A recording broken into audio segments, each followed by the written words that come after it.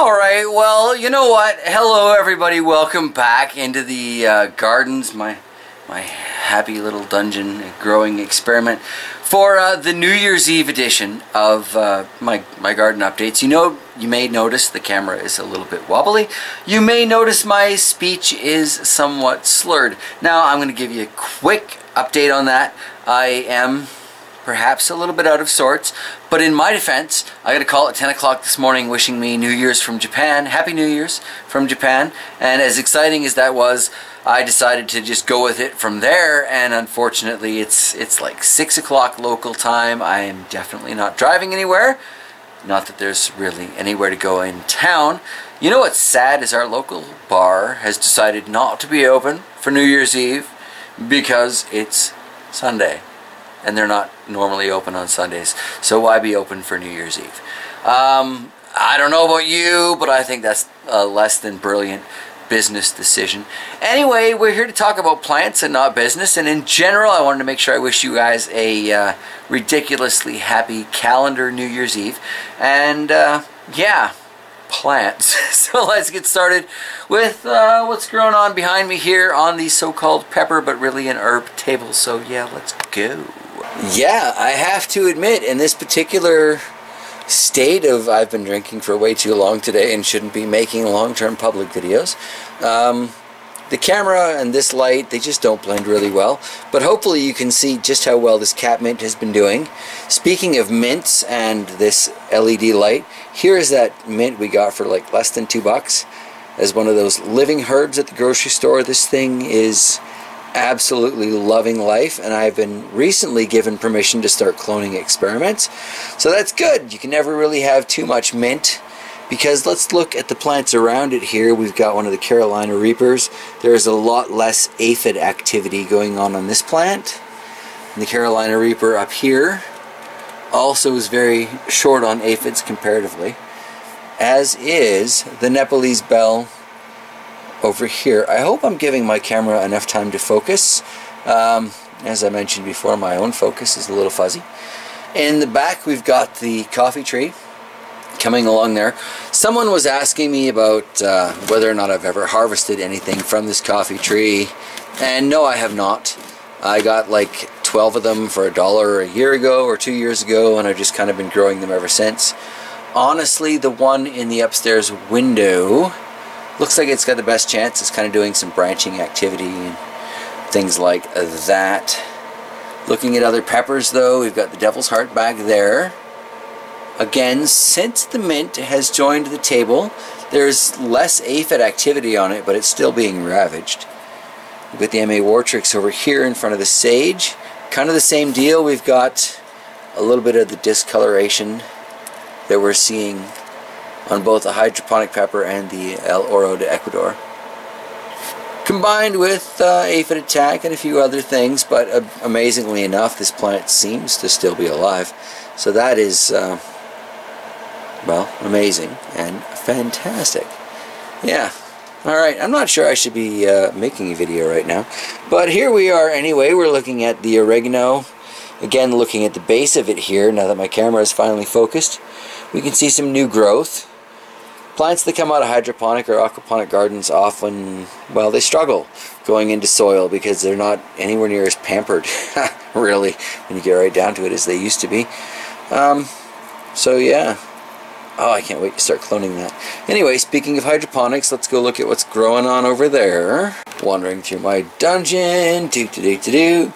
So yeah, I still can't get over the fact that General Hydroponics provided me with this Euro Grower garden.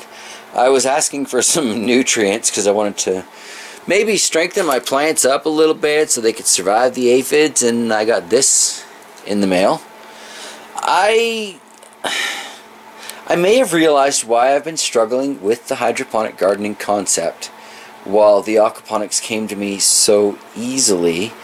And as stupid as it may sound, to those who know me well, it's totally in keeping with my character. I don't like to waste the water, right? It's a silly resource. It seems like we've got a lot of it, but it's really quite limited. And with hydroponic gardening, I'm supposed to empty, come here you, I'm supposed to empty this huge tank basically every week or 2 weeks, and then make you know, a new nutrient mix and fill it back up. And in doing so, I provide my plants with what they need to grow and be big, strong plants. But I have to dump out this whole thing every week or couple of weeks to do that.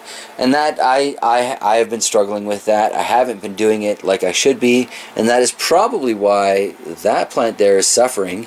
And we have seen so many other plants fill these containers in the time that I've had this garden.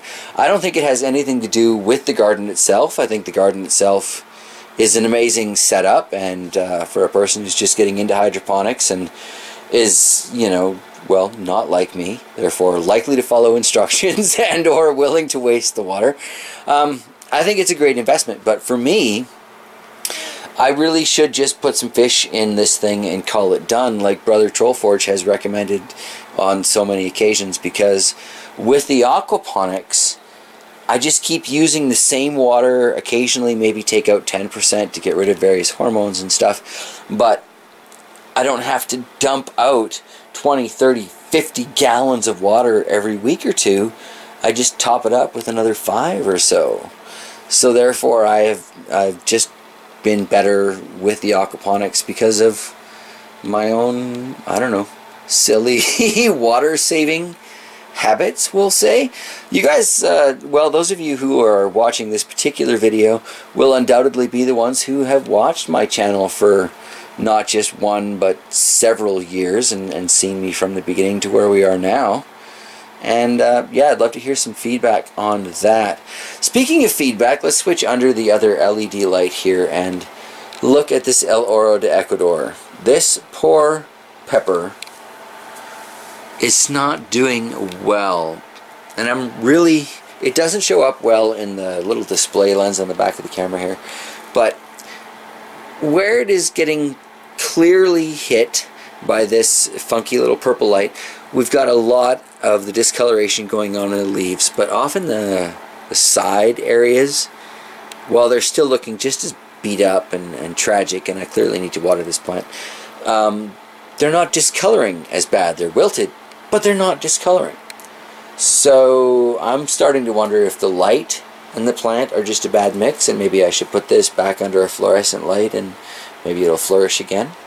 I don't know. Because at the same time, right beside it, we've got the yellow scorpion here, which, you know, we got the aphid problem always with me and these stupid aphids. I am so ready to order some live praying mantis eggs on eBay. I tell you what. Oh, I don't know if it'll make the difference, but it's about the last thing I haven't tried. Anyway, the point of that was, though, look how dark green these leaves are, even with their pest infestation. Look how healthy the growth appears to be. They're right beside each other. It's the same light, so is it a light issue? I don't know. Is it a soil issue? They're in soil that came from like the same garden, so I don't know. Is it because this one's sitting on the ground and that one's on a bucket? You know, is it like a bed frame? A little cool airflow underneath it is all it would take, and suddenly this would be a happy plant again.